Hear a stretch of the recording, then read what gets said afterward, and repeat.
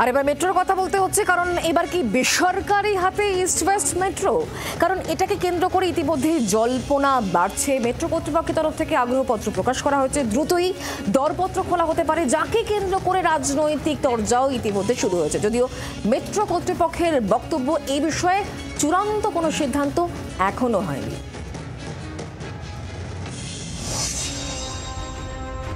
East West মেট্রোয়ে সম্পূর্ণ পথে কবে পরিষেবা শুরু হবে তা এখনও অনিশ্চিত।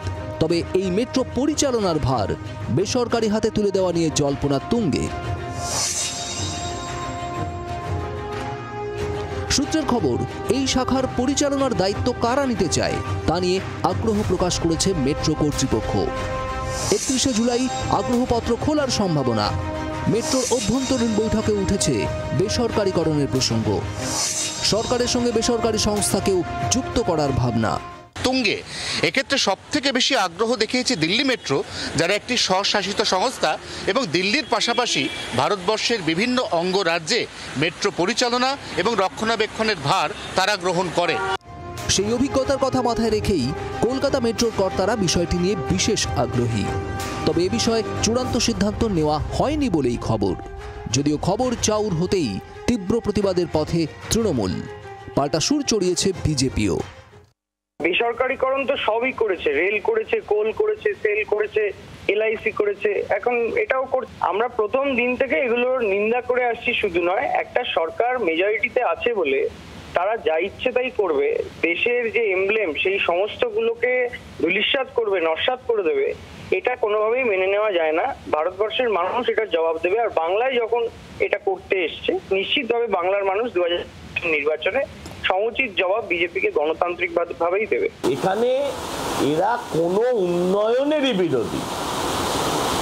হ্যাঁ, আর এটা কারোর হাতে বেচা হচ্ছে না, কাউকে দেয়া হচ্ছে না, এরাম টাইপ এগুলো হয়। মেনটেনেন্স এবং অন্যান্য কিছু বিজ্ঞাপন কোনো প্রাইভেট সংস্থার হাতে যায়।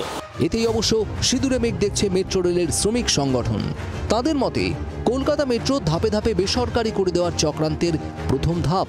কর্মী না থাকার জন্য, কাজ না হওয়ার অজুহাত দিয়ে ওনারা আউটসোর্সিং এর দিকে যেতে চাইছেন, অথচ ওনারা পুরোটাই আস্তে আস্তে কর্মী না দিয়ে বেসরকারি সংস্থার মাধ্যমে লোক নিয়োগ করে এই মেট্রোকে ধাপে ধাপে বেসরকারীকরণের দিকে নিয়ে যাচ্ছেন। এবং আমাদের লড়াই আন্দোলন বেসরকারি যে কোনো প্রকার বেসরকারীকরণের বিরুদ্ধে চলবে। বর্তমানে ইস্ট ওয়েস্ট মেট্রোয় যথেষ্ট কর্মীর অভাবে রক্ষণাবেক্ষণের কাজ ঠিকঠাক না হওয়ার সমস্যা রয়েছে। উন্নত মেট্রো হলেও বিভিন্ন স্টেশন পরিচ্ছন্ন রাখার কাজে খামতি রয়েছে বলে অভিযোগ। তাই ভবিষ্যতে দক্ষ পরিচালনার স্বার্থে সব রকম সম্ভাবনা খতিয়ে দেখা হচ্ছে বলে সূত্রের খবর।